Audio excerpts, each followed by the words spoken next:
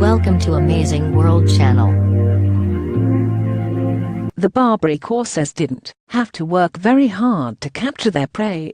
Most ship crews were so afraid of the vicious pirates that they threw down their weapons rather than fight. Aligned with the Ottoman Empire in the 15th century, the privateers targeted primarily Christian vessels, plundering them mercilessly and robbing and enslaving those aboard, a modus operandi that appealed nicely to a young Muslim woman who had been forced into exile when the Muslim kingdom of Granada fell in 1492.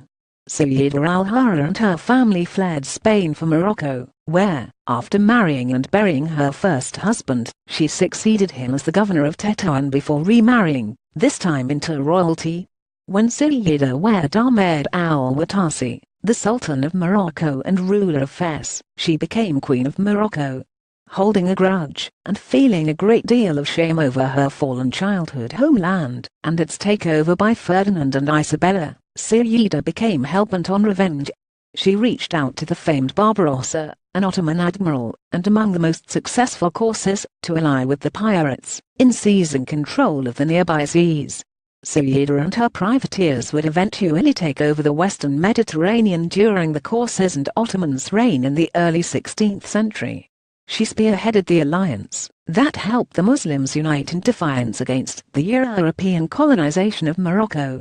The Corsairs sailed under the jurisdiction of local rulers on the Barbary coast, pirating European ships and bringing a share of the treasure home to their cities.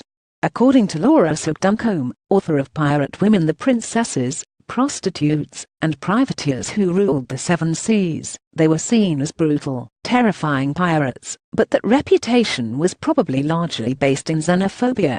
After all, as Duncombe points out, they were enslaving Christians. Christians were doing similar things, but while enslaving Africans to work on sugar plantations was seen as fine by many Europeans, they took a dimmer view on being enslaved themselves. The marauding pirates, in turn, were labeled monsters, and this reputation was transferred to their ally Sayyida, making her both an alluring and terrifying pirate queen in the annals of history.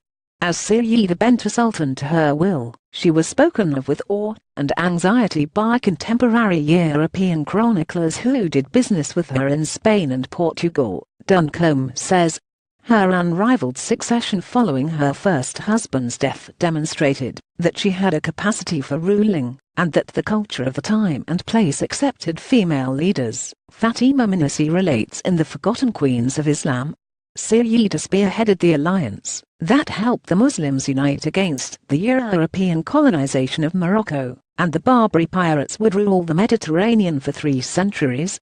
While Europeans saw Sayyida and the pirates as nothing more than thieves and murderers, the Ottomans, says Tom Verde, an expert in Islamic and Middle Eastern history and writer for Aramco World magazine, viewed them as freedom-fighting patriots who stood on the front lines of European attempts to invade and dominate the Maghreb.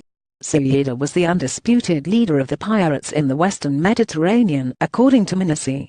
But, like many rulers, she was done in by money and politics, Verde says.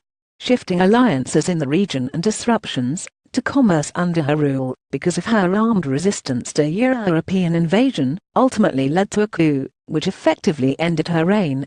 This was loosely orchestrated by her son-in-law, who landed a small army in 1542 after complaints from merchants that Sayyida's outbursts and stubbornness were negatively affecting business. From there, Sayyida returned to her hometown of Chifchaouen, where she lived out her days, and died peacefully in 1561, says Verde. She was said to be the last Islamic female ruler to hold the title al-Hara, meaning sovereign woman. She remains a national hero in Morocco for having pushed back against European domination. To this day, she's remembered as a free and independent noblewoman who made the King of Morocco come to her to marry, the first time a royal had left the capital to wed.